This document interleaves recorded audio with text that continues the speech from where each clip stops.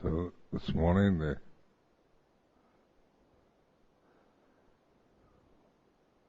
observing, witnessing the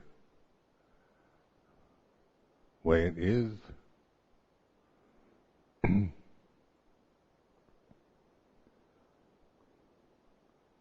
the state of mind you're in, just to take an interest in being the observer, the witness, the knowing, the knowing in emotional qualities, mental states that these are, of course, arise through conditions, so the state of your health, can even the time of the month, whether it's morning or evening, noon, full moon or no moon, springtime, whatever. The mood is of any of us is changeable according to the conditions that we're experiencing. So the Putto, or the knowing of this, is transcending the mood. We can observe, we can witness too the state of mind, the mood of conscious experience at this time as an object. And so this sense of recognizing this subject-object relationship of knowing from the Putto position rather than from the sense of my feelings and my mood, the self-view. And so the self-view is always very much, how we generally experience life is, I feel like this, and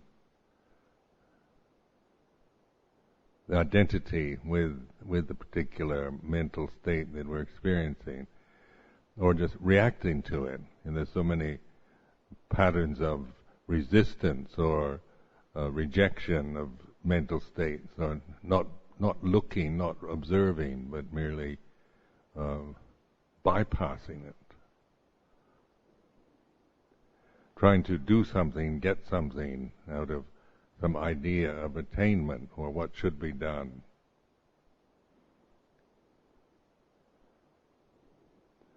So even this, observing this, the feeling that there's something to do, something I've got to do, I've got to get or get rid of, that can be observed. That can be an object.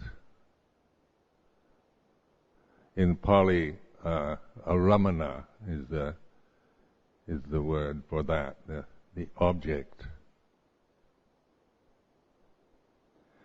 So then most people don't differentiate subject and object. We all align it with the ego is very much based on claiming, on habit patterns, on identity, on attachment. So the only way out of that, to free ourselves from that, is through the awareness of it.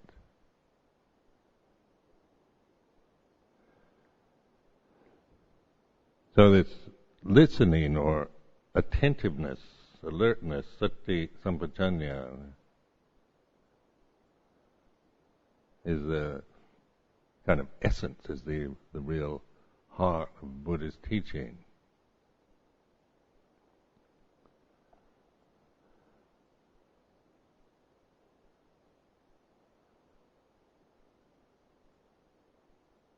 Now, a lot of mental states, as I've said before, are not clearly definable, and they can be vague, confused, just feeling of insecurity or lack. It can be relatively unnoticeable unless we pay attention. Not to, and again I emphasize, it's not to define or label them, but to just trust in the awareness it's the way it is.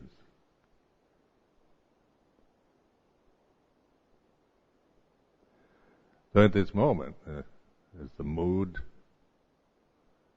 and you can be aware of the body, your physical body.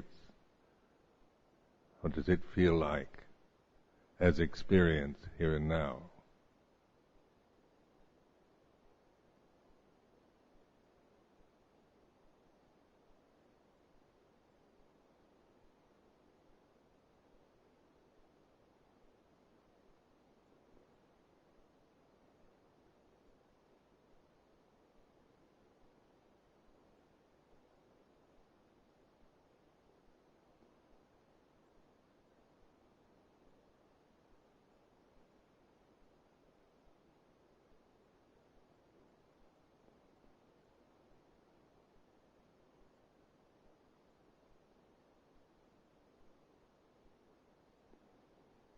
The breath, the sound of silence, all these are present here and now. And this awareness then allows us to just notice them, witness to them. They are the way they are. So that you're no longer seeking to judge them or analyze them or claim them, but just recognition. And this awareness then is the another way of reflecting is using metta practice, metta bhavana, which is loving kindness, or the loving kindness is acceptance of the way it is, or the object, whether it's another person or a situation or a mental state, whether it's you're inside, you are outside. Metta is our ability to, accept unconditionally the way it is. And so oftentimes metta is identified with external situations.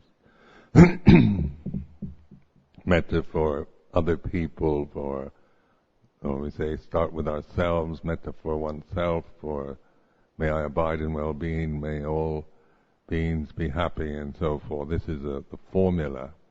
But when you get to the very heart of metta practice, the beings then, whether they're near or far, or they're human or animal or possible beings, or imagined beings, or mental states, moods of the mind, the body itself. Metta then is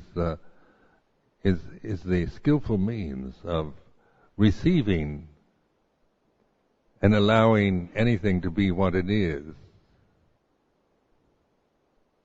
It doesn't mean approving and liking everything. It's not trying to say we should love in the sense of liking every mental state we have or every human being we meet, but this unconditioned,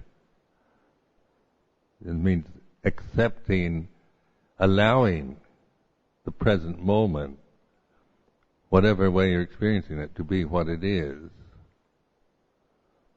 So this is, we don't have to do anything about it. We don't have to, judge it or get rid of it or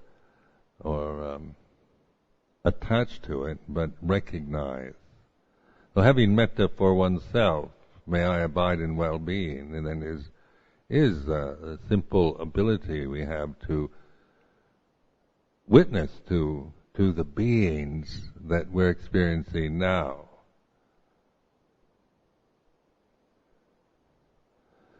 And you notice that the Buddha talks about sape sankharani cha, all conditions, all sankharas, and that includes your mental states, your physical body, your thoughts, opinions, views, the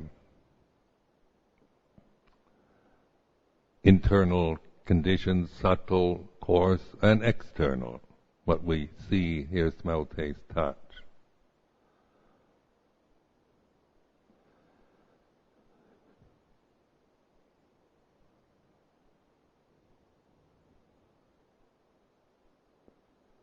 So metta as an ideal can be, is a beautiful ideal in itself, unconditioned love. And it's the kind of way we'd like to have this heart full of metta. But then, in terms of the realities of this present moment, the anger or resentment or doubt or whatever one is feeling, that's also a being also. It is a condition, it's sankhara. The metta isn't particularly, saying only human beings or sentient beings that have physical forms, but it includes all forms, whether, all sankharas, mental, physical, emotional.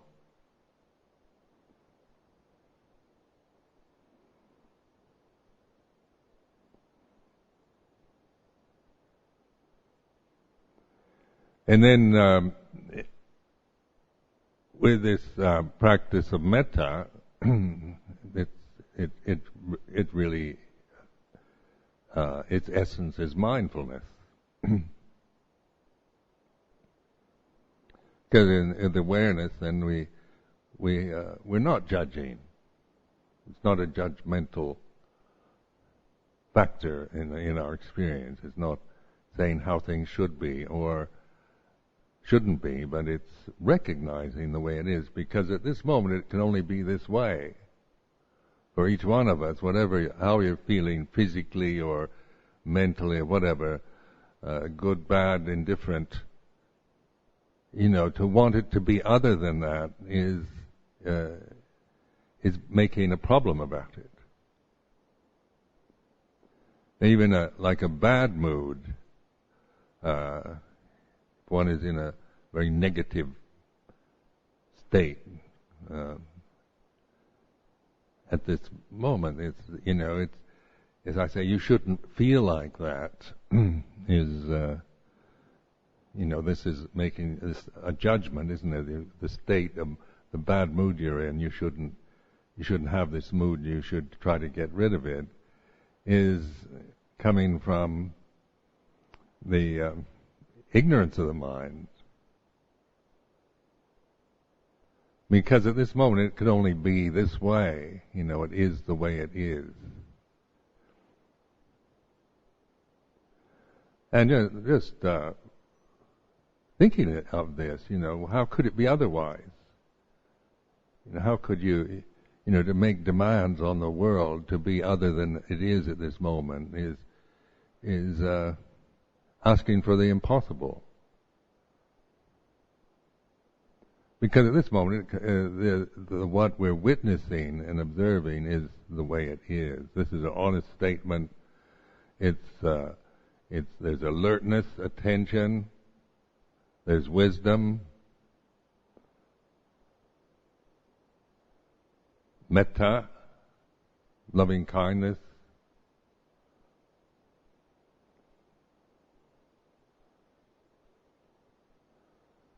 Or acceptance,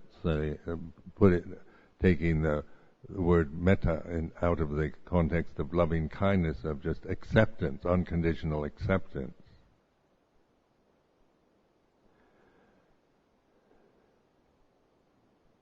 Then this way of training yourself to trust in this immanent ability we all have of paying attention to the present, being here and now. And that's as I said before, time is an illusion. There's only here and now. Experience is always now.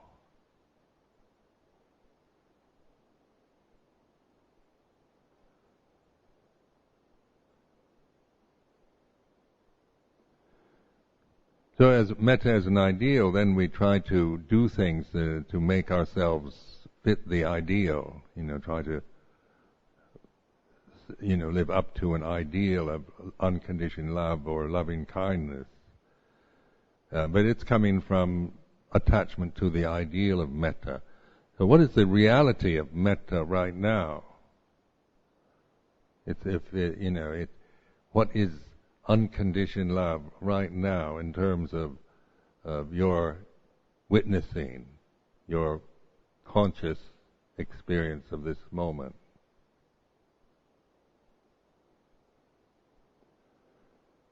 And then you might feel very angry or upset with somebody or something, and think, well, I don't have any metta right now. I'm just too upset because those people, they shouldn't have said what they said, and we get caught into the attachment to the mood, or to be able to transcend the mood just through awareness of it. And this is also metta, isn't it? It's not transcending the mood to get rid of it. We think if we idealize transcending as a kind of weapon to get rid of what we don't like, then we've caught in delusion again. So this is where it's in unspoken, immanent awareness, pure subjectivity, Buddho, the Buddha knowing the Dhamma.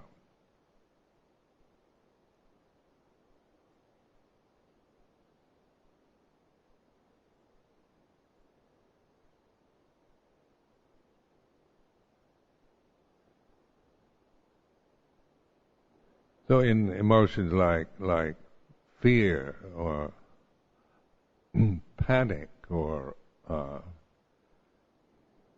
just anxiety, worry, in meditation, of course, when the conditions are there for these emotions to become conscious, then they are that way. They are what they are.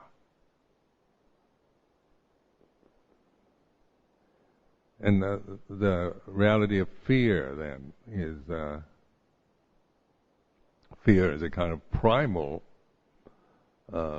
emotion. It's we live in a realm that's where fear is everywhere. This is a fear-ridden realm we're living in. Just the animal world that we see around us. It lives in fear. Being survival of the fittest.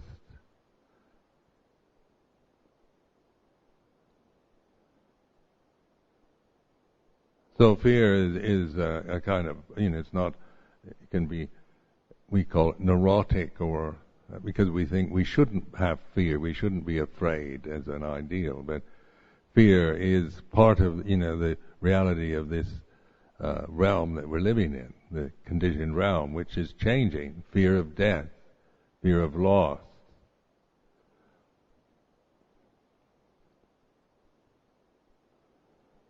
Fear of the unknown. And as long as we're identified with the death-bound conditions, with the sankharas, then our life is very much influenced by that emotion, fear, because how could it be otherwise? Whatever we have, whatever we're attached to, no matter how secure we might feel in the present, we know it's going to change. Loss, fear of the future, fear of the Armageddon, fear of nuclear holocaust, fear of next earthquake, tsunami, a meteorite crashing into the earth. There's so many possibilities of misery and pain in this realm that we're incarnated into.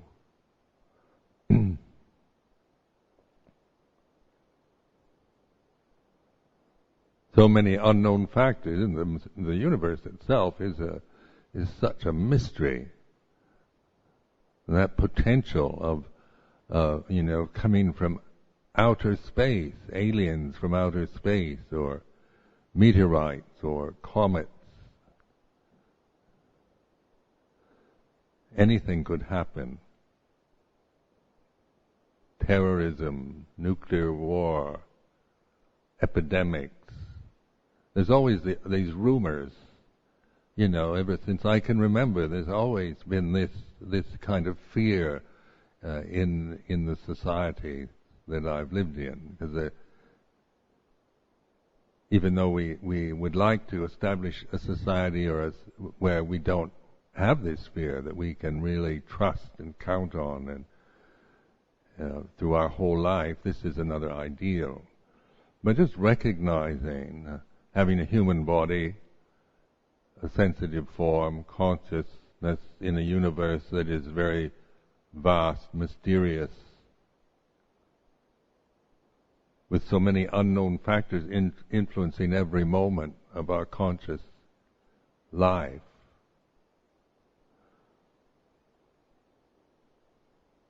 Is it the stars, the alignment of the planets, or the sun and the moon, or the forces out there, the Deva Loka, the Brahma Loka, the Ashura Loka, the Preta Loka?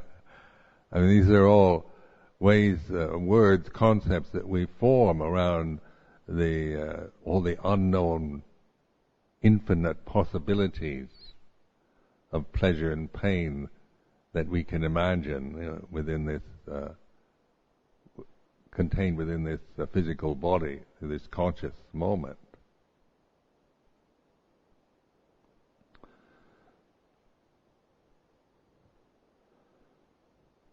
So you read, so much of the literature of the previous century around the nature of existence, and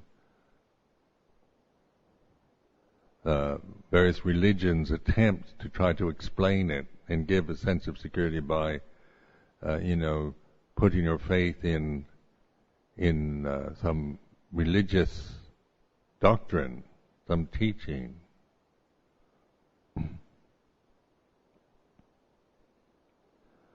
So that, like in Buddhist meditation, we're getting to the very source of this, where fear arises, in terms of our own direct experience of it, not on some kind of grand macrocosmic source, but this condition here that we call my body, myself. This is what we can actually learn from.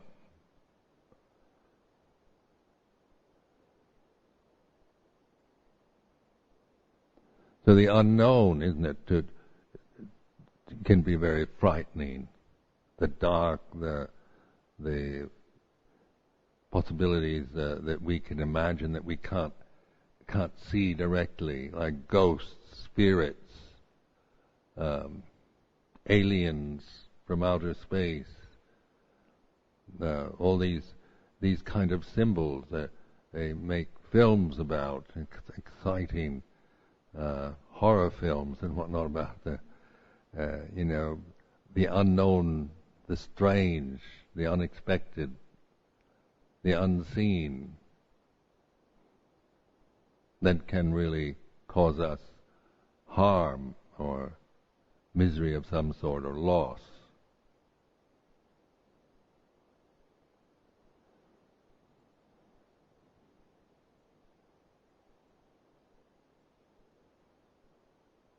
Now that, of course, is, the thinking process. What, we create, we can imagine all kinds of possibilities, fantasy, we can fantasize,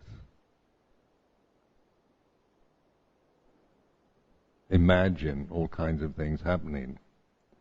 But to bring attention to the here and now, then, just this immanent attentiveness to the present, this is actually the path or the way out of that fear, the way not to get rid of fear, but to put fear in the perspective of a ramana, for what it is, and it is what it is, it's like this.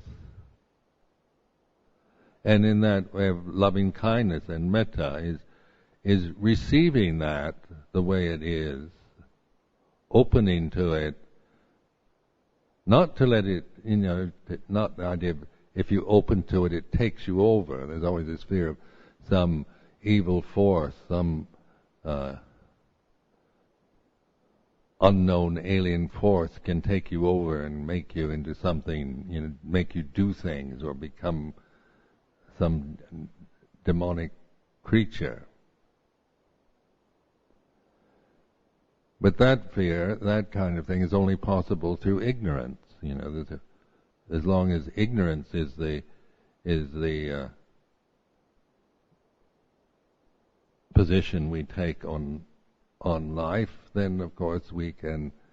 It's possible to become anything, become a demon or whatever, through ignorance, not through awareness.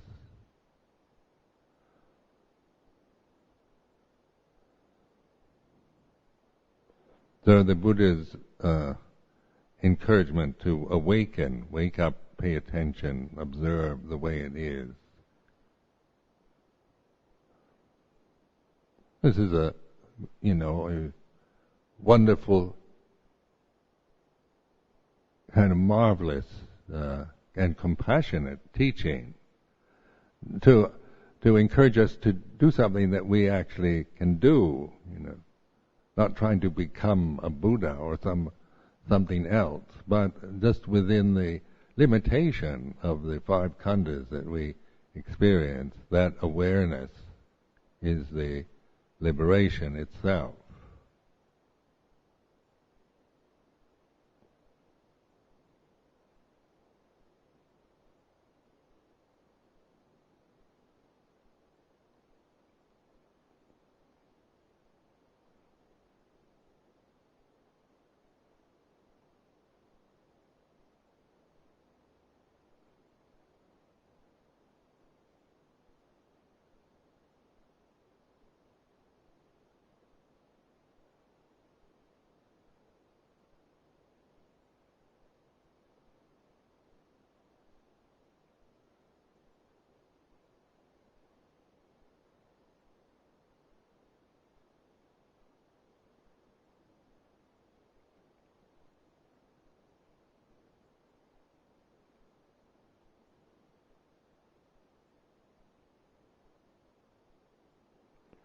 Now, metta then is, the non-judgmental,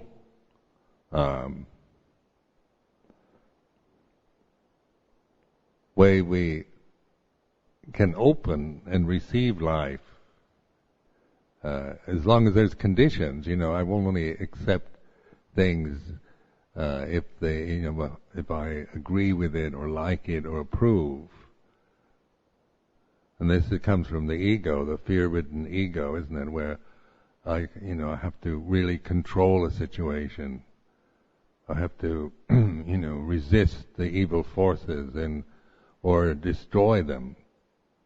I have to. My life is an endless battle. It's in this kind of dualistic level, what they call Manichaeism, the idea of this eternal battle between the good and the bad. And of course, that's the result of attachment out of ignorance to the ideals of good and bad. The endless fighting, trying to control, destroy the axis of evil, eliminate the pests, and the mind is very much conditioned to think in this way, this dualistic pattern. It's logical, isn't it? In order to sustain the good, you've got to get rid of the bad. If God is good, then anything that's not good we should get rid of. It certainly makes sense, doesn't it? And on that level of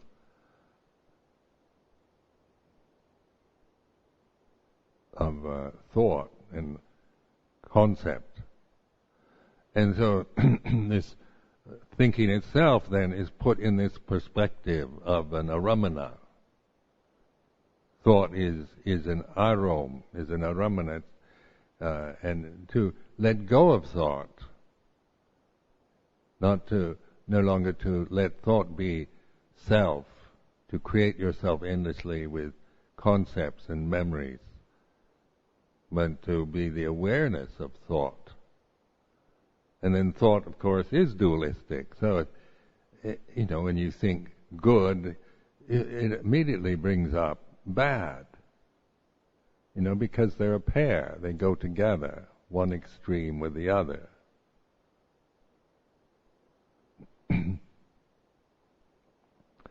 The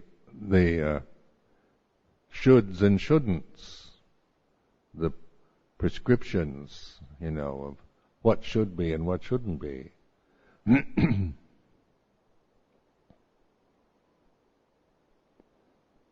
So on that level of dualism, of thought, then we all know what should be and what shouldn't. We should love each other. We should have compassion. We should be kind. We should have fairness and justice, mercy.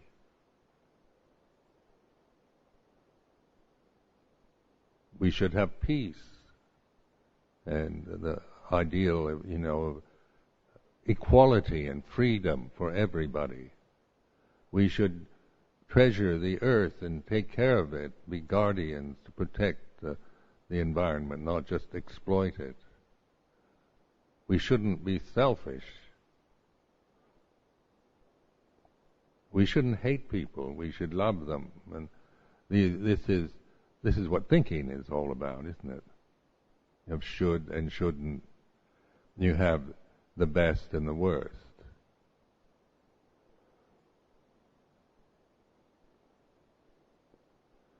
So at this moment, what is it that isn't a thought, that isn't, you're not thinking, but just there's consciousness and there's attention.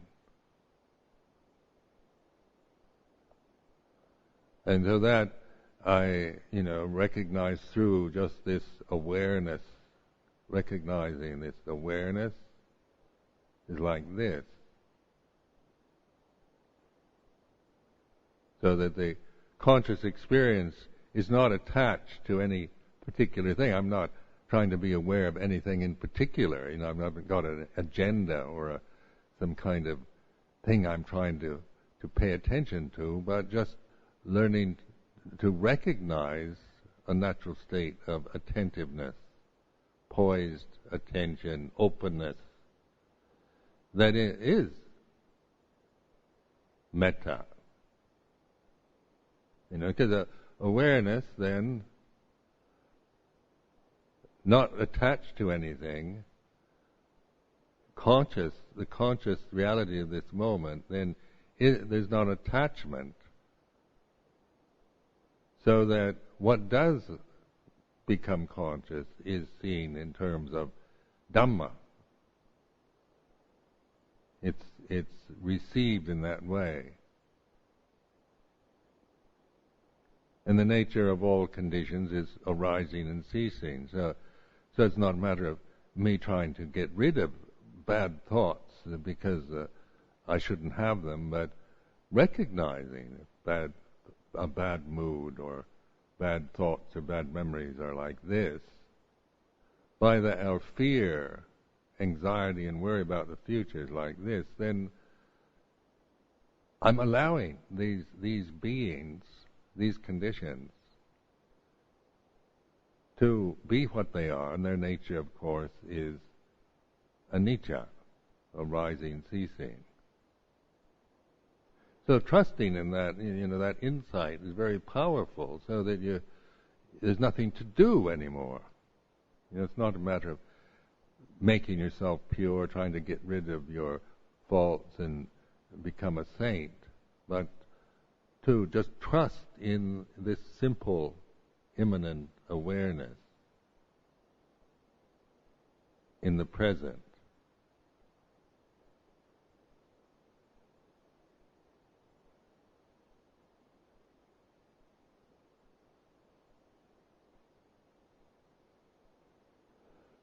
So somebody was asking me about how to deal with fear the other day, and fear is a very powerful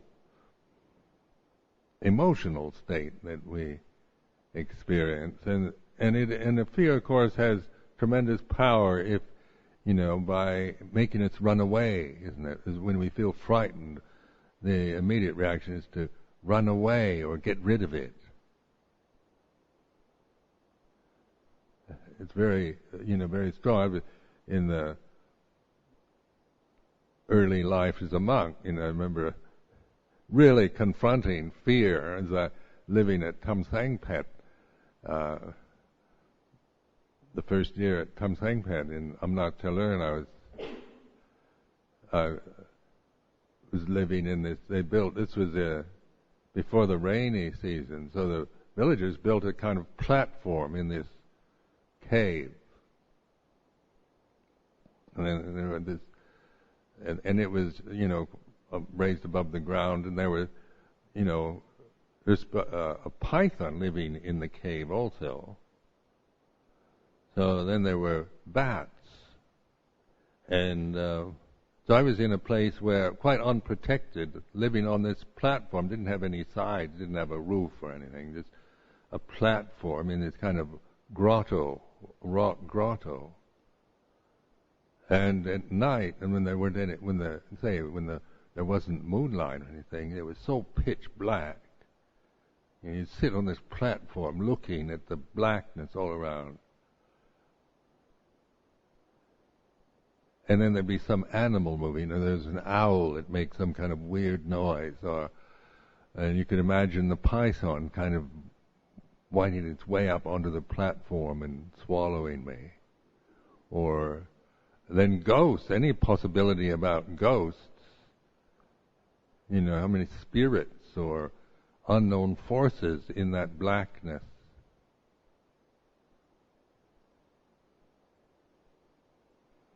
And just sitting there looking out at that blackness, and it seemed so vast, where did it end?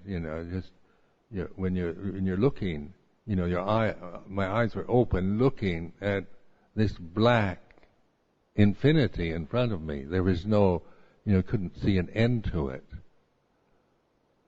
It just seemed to go on, and any possibility, anything I could think of.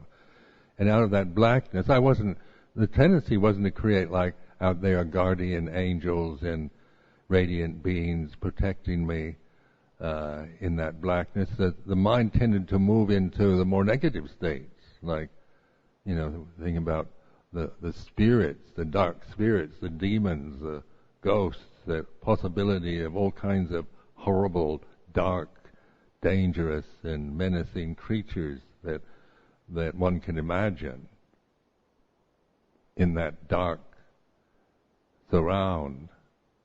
And little old me, sitting there on this platform, just waiting to be taken over or eaten by something, a wild animal or whatever.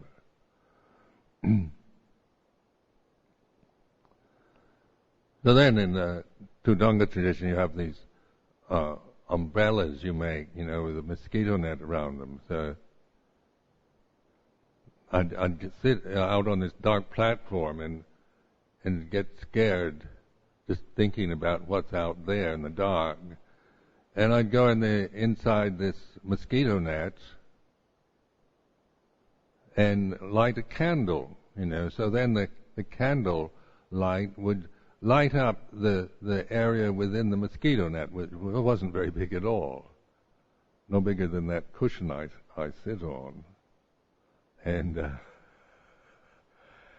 yet I didn't feel so frightened after that, because I could see around me, if there was any demonic forces, wild animals, or tigers waiting to eat me, or a python, that mosquito net would have not been any kind of protection whatsoever.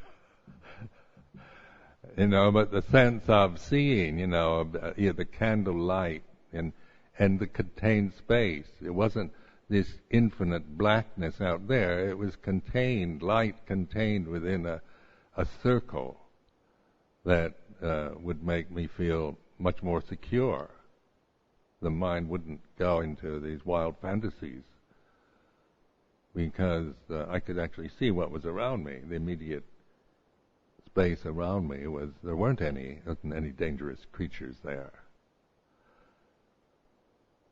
So that's oftentimes what how we live our lives, isn't it? In this delusion of still the dangers are ever present, but we live in a way that we don't have to feel that so much. We have the illusion of safety. We have the candle flame in the mosquito net that gives this sense of, I know what's around me. It's okay. I'm all right.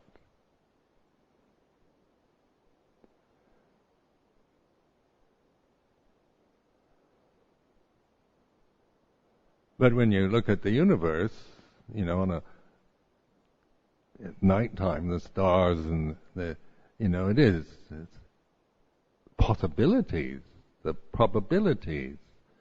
The planet we live on is such an unstable, uncertain thing, isn't it? And the tsunamis and earthquakes, things like that, catastrophes happen, and we're shocked.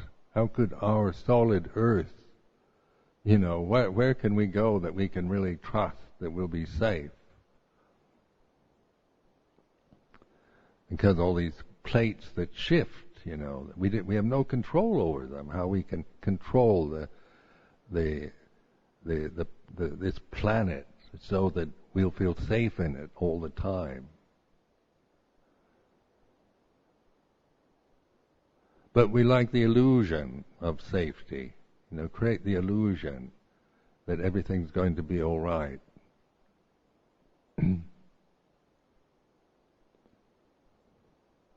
So then, because of the meditation, I could really observe this fear. Start just, instead of just being caught up in the fantasies that I could create, the demonic fantasies and the possibilities for all kinds of horrible things happening in the dark. If I just was aware of this feeling, it's quite palpable fear, it's not something very subtle. So one can actually observe it, open to it. And that openness is a metta practice, isn't it? Opening, allowing fear, the presence of fear, with loving kindness or acceptance. Now that's going against the whole reactive pattern of our human state, isn't it? You fear, usually its power lies in deluding us. I have power over you. If I can frighten you, make you afraid of me, then I've got a lot of power over you. So I come on really strong and fierce, and I make you frightened of me. Actually, have power. You've given me the power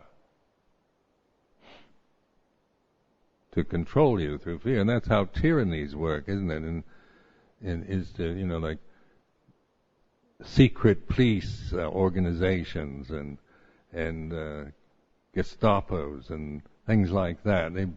You have to run a country, if you're a tyrant, you have to make everybody frightened to control them, because you can really terrify, like Saddam Hussein in Iraq, certainly, could sustain his tyranny through terror, through making everybody frightened of criticizing or doing anything against his wishes. So he had control, and the Iraqi people empowered him with that.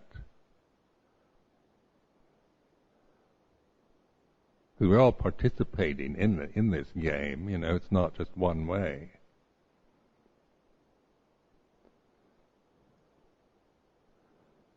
So if we don't understand fear, then we can easily be manipulated and controlled by others, by governments or dictators or partners or whatever.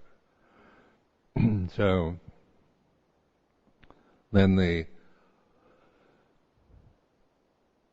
recognizing this fear, the metta practice then is receiving. Fear is like this.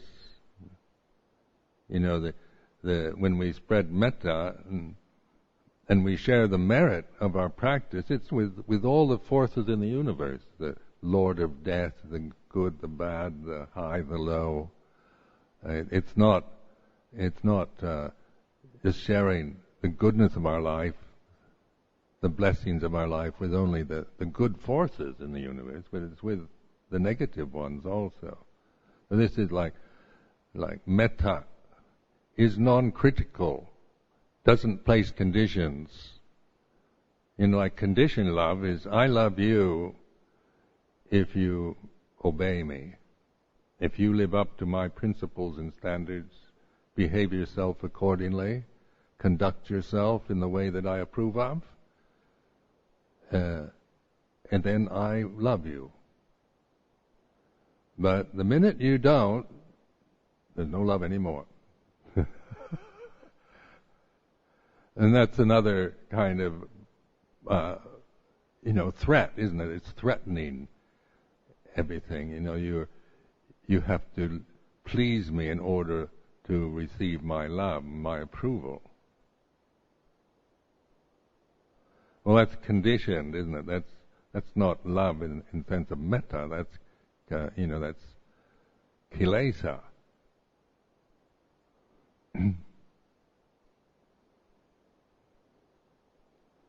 So unconditioned love then, or metta, doesn't demand approval. It's not approving of anything.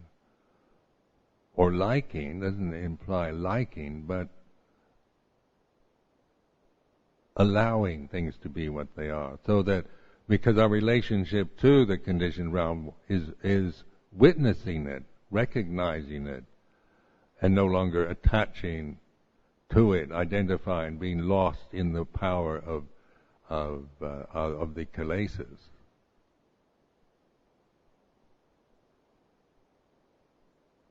So when I was at Tamsang Pet, then I noticed that learning to just trust in this awareness in the dark,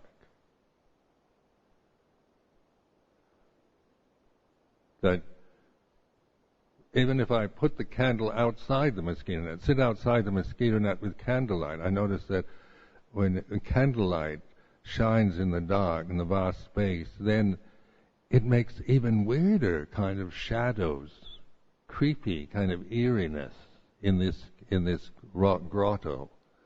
You sit out on the platform outside the mosquito net with the candle, and then the flickering candle all kinds of shadows would move in eerie forms. I mean, imagination could easily create all kinds of weird possibilities of ghosts and demons through the eeriness of the light of the candle flame, when it's not contained within the mosquito net. Then there was one owl that used to stare at me.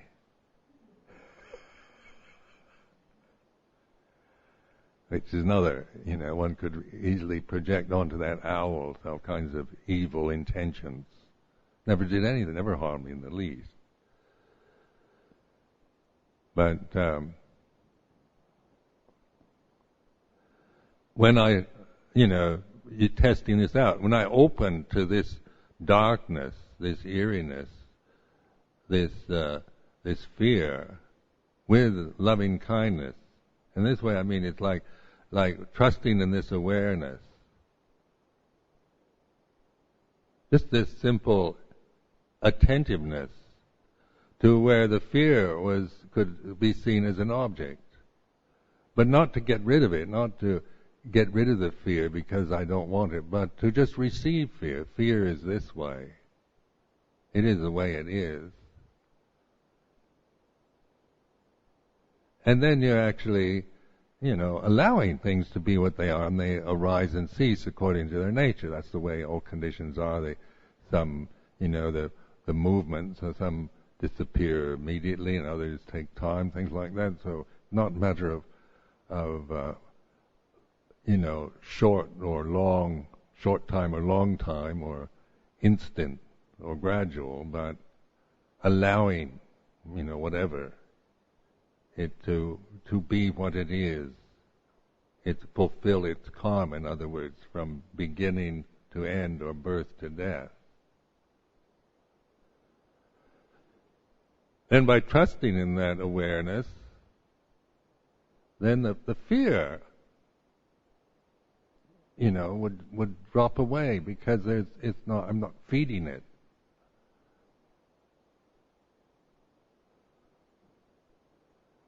So it always reminded me of, like these stories of dragons that, they're really, full of air. They're nothing much, but they have the appearance of being ferocious and dangerous. And then as you turn around them and receive them with loving kindness, they shrivel up. There's nothing in them, but they have a power to chase you your whole life if you just keep running. And so suddenly the dragon comes and goes boo, and you run away. Then that empty thing called a dragon can keep chasing you for your whole life, and you'll keep running until you stop running. And you're not killing the dragon. You're not trying to stab it, but just disempower it. No longer, empowering it with your fear, but by recognizing it, receiving it with loving kindness, then its nature it no longer has the ability to frighten you, so it shrivels up, disappears.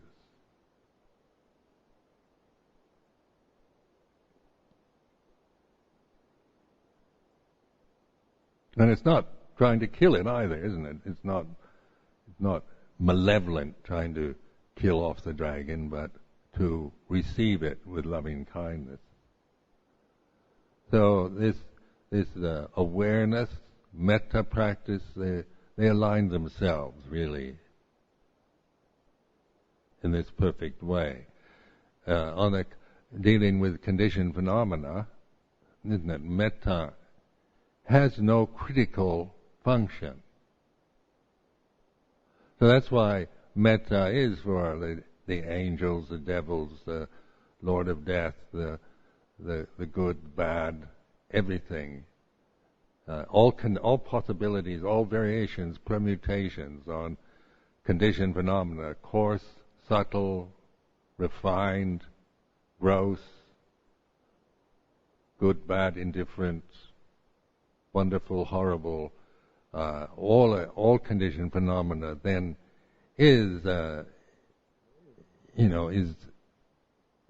accepted for what it is, and then it fulfills its role. It lives its span.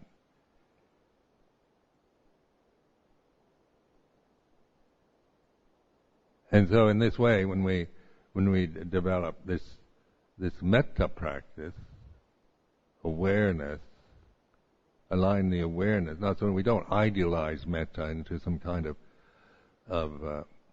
high emotional state of feeling good about everything, but bringing it down to much more practical reality, where we can actually use in the midst of when we are frightened, when we are being abused or treated badly by others, or life is not being fair to us, and we've got every reason on personal level to be angry and upset and frightened. But then the awareness is the gate to liberate ourselves from being caught and bound into that limitation.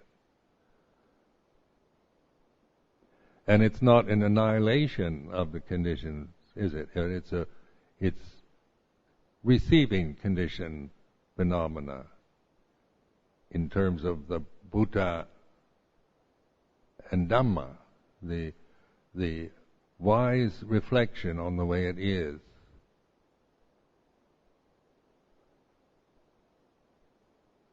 So this word Dhamma is recognize it's the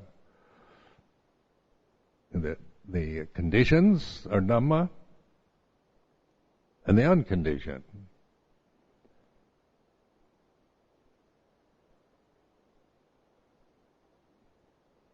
The created and the uncreated. So in the uncreated then, one can't create the uncreated. I mean, that's ridiculous, isn't it? So if you create an idea about the uncreated, then you're attached to another idea. There's something called the uncreated, and I believe in the uncreated, the Buddha talked about the deathless and the uncreated. Don't know what that is, but I believe in it. There's not, that's still the created, isn't it? You're still operating from the created. So reflect, what at this moment isn't created in terms of your experience here and now.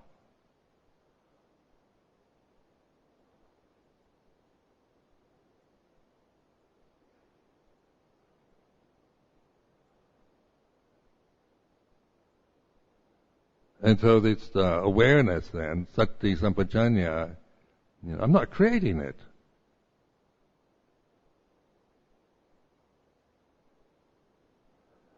Where I can create a kind of tranquil mental, emotional state by closing my eyes and concentrating on a refined subject, a refined object to absorb into. I can create a refined conscious experience through controlling the conditions that I'm experiencing at this time. But then as soon as the eyes open or things change, then the tranquil state is gone. So it's very dependent on control, to live a refined life, a life just with beauty and all the best. It means you have to exert a lot of control to sustain that for very long. And you have to, live in pretty much by avoiding and not looking, not noticing a lot, most of what's around you. To live in the mosquito net with the candlelight. The contained space where you can see everything and everything's fine because everything you see is okay and no threat. But out there, once you get out there, outside the mosquito net, who knows what's lying in wait, what possibilities of loss and pain and misery might be. So it's better to live in this controlled state that you can, you have got control over it, and you've got, you can just stay in the mosquito net with the candle burning and feel safe. Or go outside the mosquito net and look at the fear, the unknown, the blackness everywhere, the infinite, seemingly infinite blackness goes on and on. And also recognizing that the insight also, just through visual consciousness, looking at blackness, then the emotions react. What's out there? What could be out there? I heard a strange noise, and there's that strange sound over there, and that weird-looking owl up there in the trees looking at what does it want? Is it a spirit of some sort? And what if that python comes? Pythons and they're big snakes. They could kill me.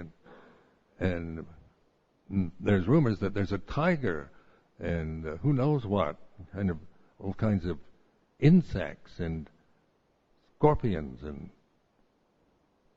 then ghosts.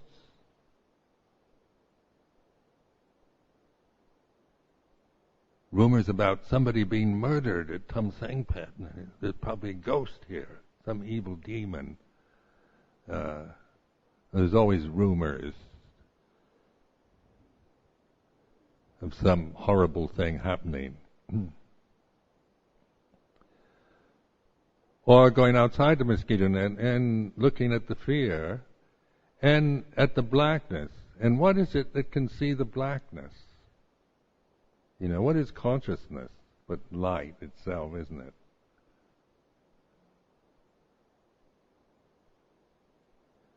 That which sees the darkness through the eyes, sitting out on the platform, Tumsangpet, no moon, no light, just blackness, and yet I'm looking at blackness. And that bringing that attention to consciousness, you know, that's the light of consciousness that can see the blackness. So in this way, the you know, you're resting in this awareness, the light of awareness, rather than in the objects that you might create in your mind or experience through your senses, just reacting to them, to their beauty or frightening possibilities.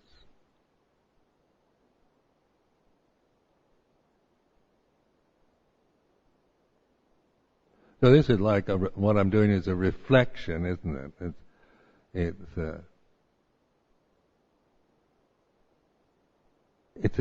you know, it's sitting in the mosquito net, and this kind of false security. Everything's all right, you know. I don't feel frightened when I'm in this. And then if I think, well, what's outside there? And then I start projecting outside the mosquito, and I could become frightened again. Because outside the mosquito net is, you know, is vast. The mosquito net isn't very big. Candle flame isn't very much light. So then but then the awareness, that's not dark. It's like switching on the light, isn't it?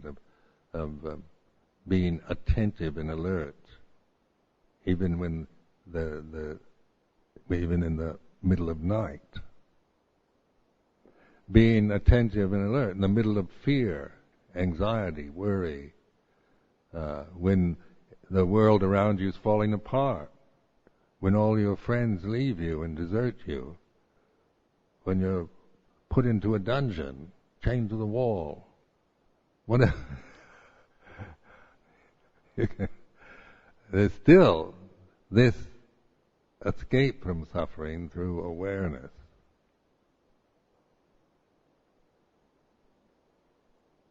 So it's like exploring experience, you know, that in vipassana meditation is really an investigation. Yoniso manasikara. In Pali, they've got all these words that convey this sense of looking into, inside. Vipassana itself means looking into the nature, looking deeply into it, not just labeling things and then not going any further than the surface or the kind of superficial labels that we project onto experiences.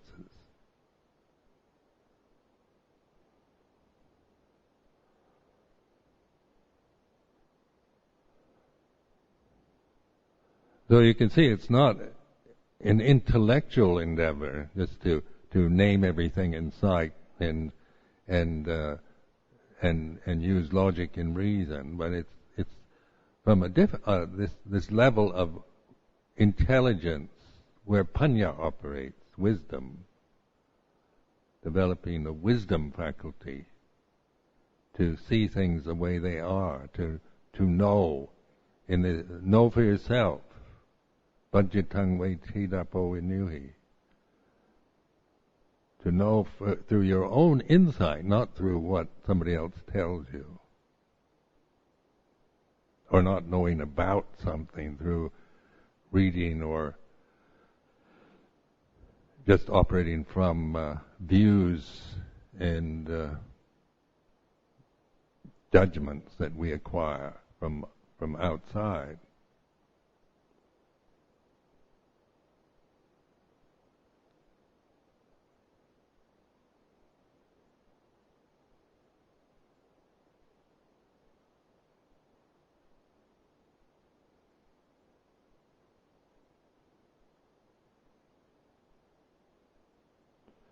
So during this retreat, what really challenges you during this time? Maybe, it can be fear or doubt, but see it always. This is something to really learn from. Disillusionment, despair, doubt.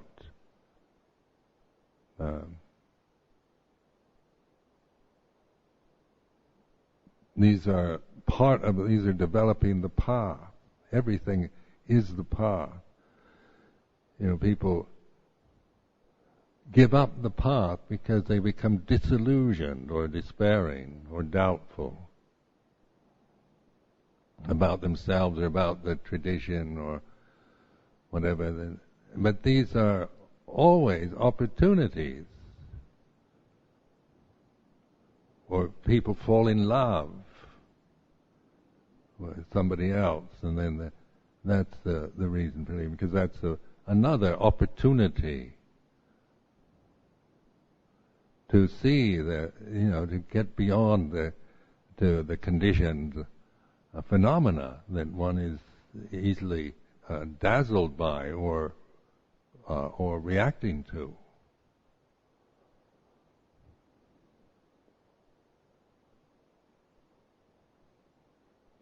So it really takes determination to this is a strong determination, because we've all challenged a lot, in all kinds of ways, because of our karma, different things arising, different things changing, disappointment in monastic life. You don't know how much I've been disappointed personally.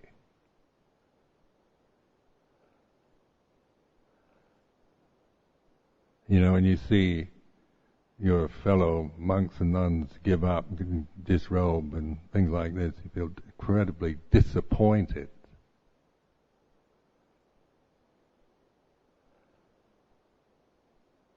But that's also part of the path, isn't it? Not to get lost in disappointment, or when the people that you feel this monastic bond with decide they want to go somewhere else, get out of it, or do something else. But that's also, the path. Everything is part of it, belongs, everything belongs. So whatever you're experiencing, faith and inspiration and motivation and so forth, the good side, or the desperation, the disillusionment, the doubt, despair, it's, this is all conditioned phenomena. Falling in love is conditioned phenomena. It's not to dismiss it as and put it down, but it is. Falling in love is not ultimate reality. And it changes. You fall in, then you fall out.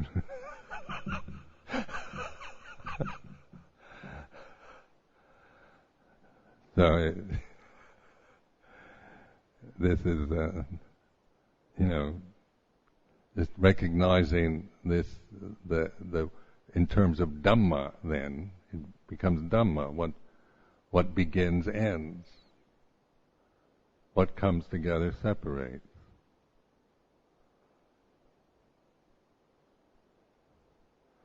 So the refuge then is not in trying to create a monastery where all the monks and nuns are determined, dedicated, really ideal monks and nuns, that with strong determination have all the best qualities to have the perfect monastery. I've given up on that one.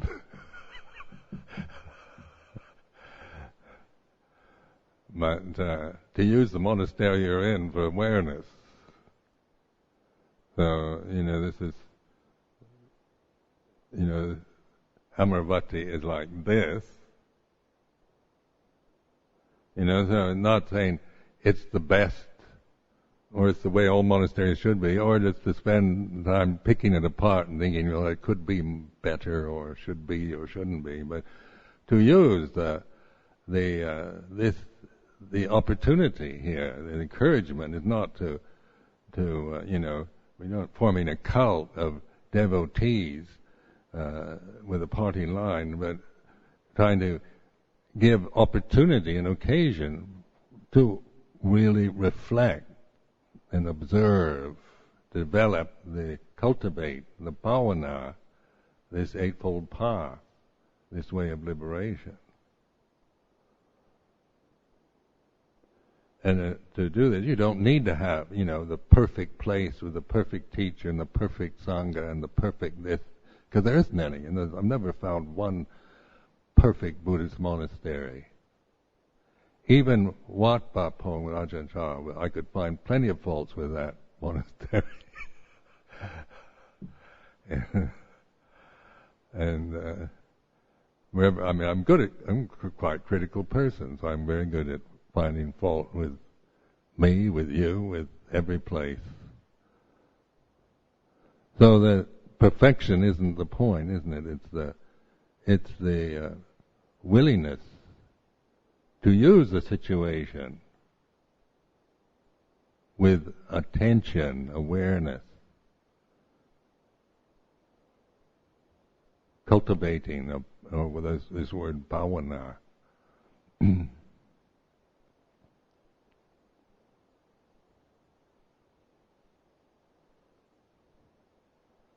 So even at times of great despair,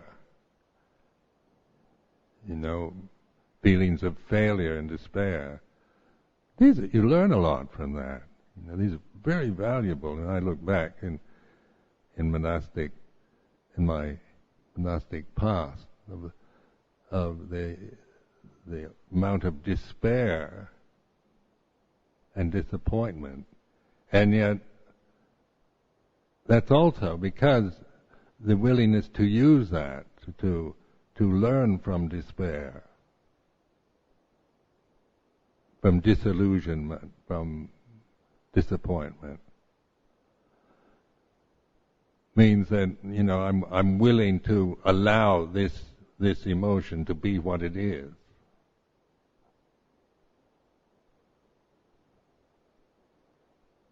And it is, it's certainly not permanent, I guarantee it. Because I don't feel despair anymore. So but it's not because I'm suppressing. I'm living in my mosquito net with my candle flame, and just trying to. Everything's all right, isn't it? All around me, everything's okay. And then, please tell me everything is okay. I used to be like that. Just tell me everything is okay. Don't tell me the truth. Because I like the delusions.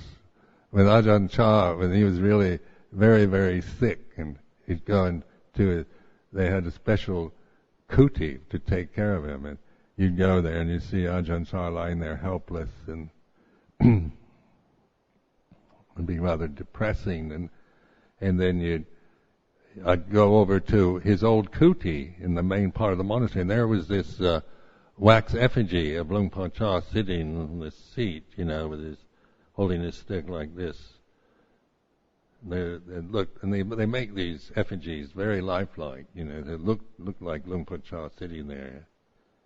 And I remember sitting at the feet, bowing to this effigy of Luang Por Chah, this plastic model, and thinking to myself, I think I prefer this plastic model.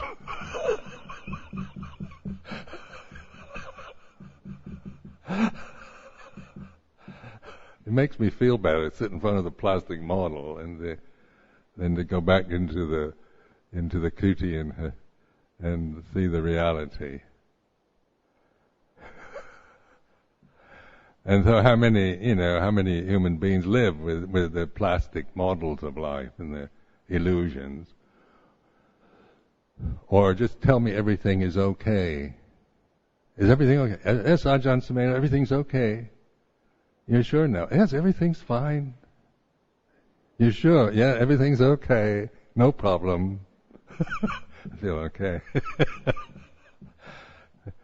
I feel okay if everything's okay. Even if it's not okay, tell me it's okay. Then I'm okay. Or when life does get difficult, it's not okay and everything's falling. What's that like? What's it like when you lose, when you've lost, when the people you depended on and became bonded with leave, and there's disappointment, there's blame, people then spread rumors, and there's all kinds of criticisms and blame, and you think, oh, the whole thing's falling apart, I'm a failure. And then the awareness of that, of failure, of despair, of loss, is this way. That's opening with metta to this mental state. That's very strengthening, because if you can endure through that, you can endure through anything. Because it can be very, one could easily, if one didn't have a way out, you could really get depressed. When you get sunk into depression, it's hard to get out of it if you're totally committed to that reality. But if you trust the awareness,